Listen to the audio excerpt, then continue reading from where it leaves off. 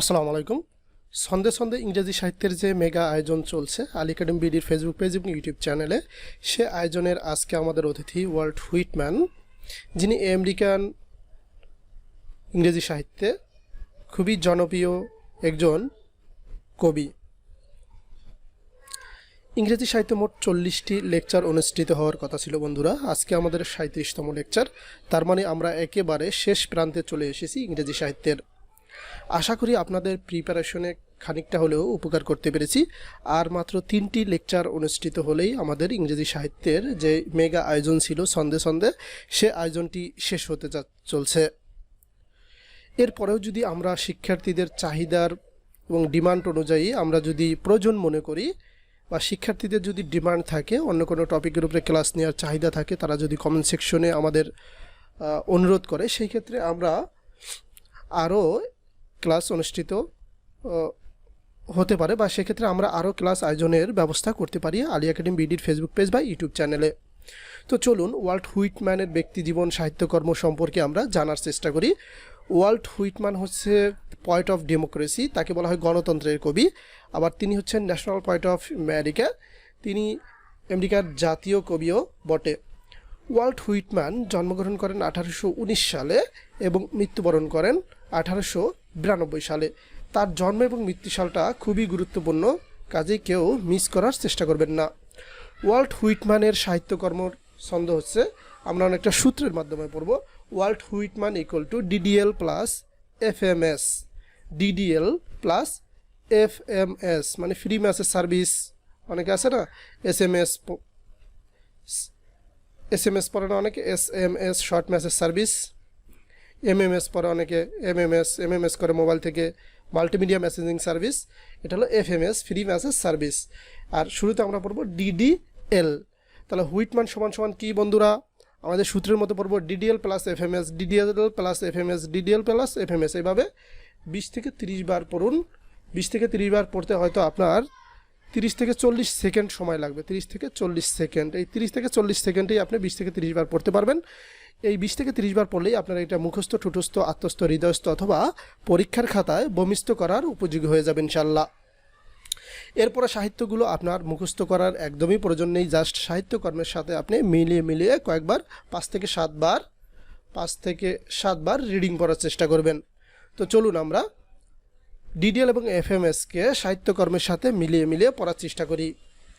D for drum traps, D for democratic vistas, L for leaves of grass, F for Franklin Evans, M for memoranda during the war, S for specimen days.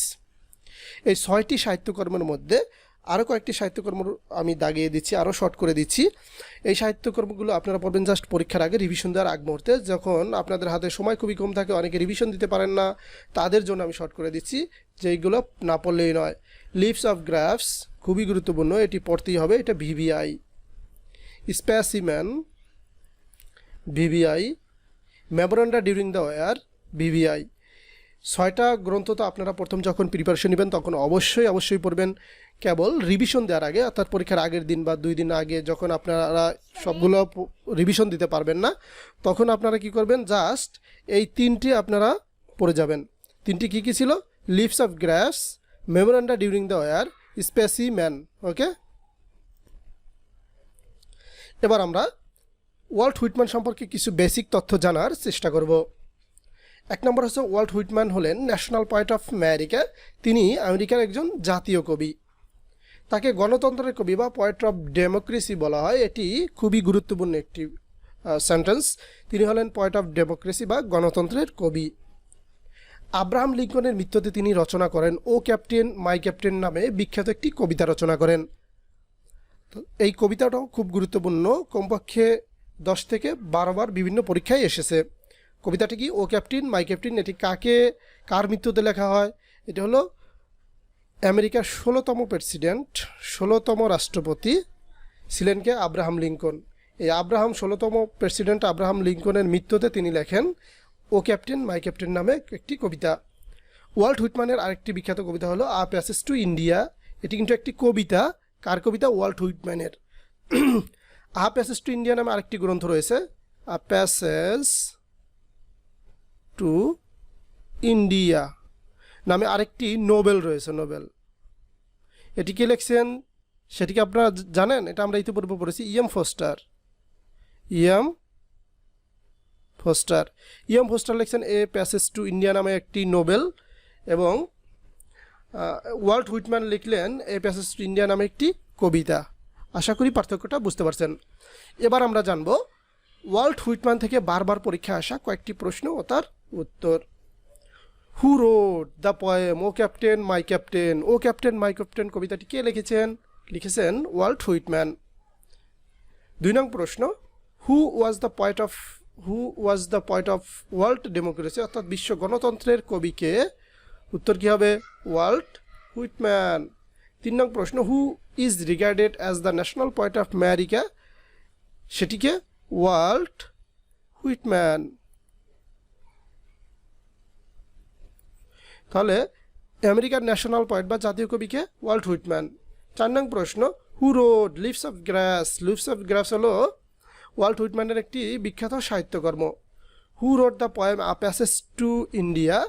A passage to India নামে যে কবিতাটি রয়েছে, বিখ্যাত কবিতা, সেটিকে লিখছেন? সেটি লিখেছেন আমাদের ওয়াল্ট হুইটম্যান। আজকে এ পর্যন্তই ছিল বন্ধুরা। আশা করি আমাদের ভিডিও টিউটোরিয়ালগুলো আপনাদের ভালো লাগে।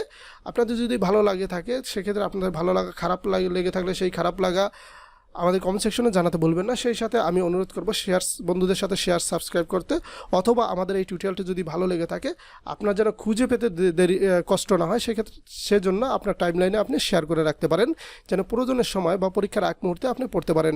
কেননা আলী একাডেমি বিডির ফেসবুক পেজ এবং ইউটিউব চ্যানেলে প্রতিনিয়তই ভিডিও আপলোড করা হয়। শত শত ভিডিওর মাঝে আপনার কাঙ্ক্ষিত ভিডিওটি যেন হারিয়ে না যায়, দ্যাটস ওয়াই আপনি আপনার টাইমলাইনে শেয়ার করে রাখতে পারেন, যাতে প্রয়োজনের সময় আপনি পড়তে পারেন বা প্রিপারেশন নিতে পারেন। সবাই ভালো থাকুন আর প্রচুর পড়াশোনা করুন। সবাই সাফল্য কামনা করছি। আল্লাহ।